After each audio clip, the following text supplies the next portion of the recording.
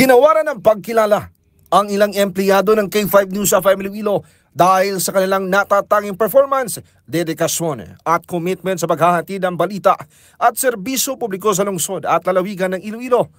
Tumanggap si K5 Kim Caluyo ng special citation as Chief of Reporter habang si K5 Karen Badilla ay kinilalang Reporter of the Year. Si K5 Aaron Lloyd Rifolio naman ang Digital Reporter of the Year at si K5 Anjo Salmorin ang pinarangalan bilang Best in Digital Contributions. Tinanggap ni K5 Wayne Sinieres ang parangal bilang Newswriter of the Year habang si K5 Eric Joel Cordova ang hinirang na Best Employee of the Year at si DJ Macho Kulit naman ang Most Outstanding Talent.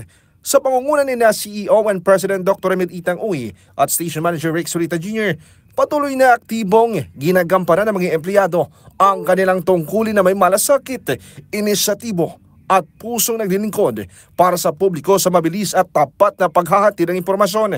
Ang paggawad ng mga parangal ay taonang isinasagawa ng himpilan kasabay ng pagdiriwang ng anibersaryo ng K5 News FM Iloilo.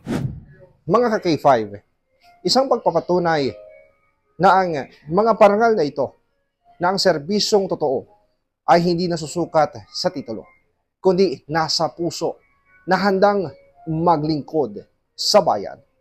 Para sa Network News, mula dito sa lungsod ng Iloilo, ako naman si K5 Aaron Refolio para sa Kampiyon na Balita, serbisyo publiko at kasiyahan sa bawat Pilipino.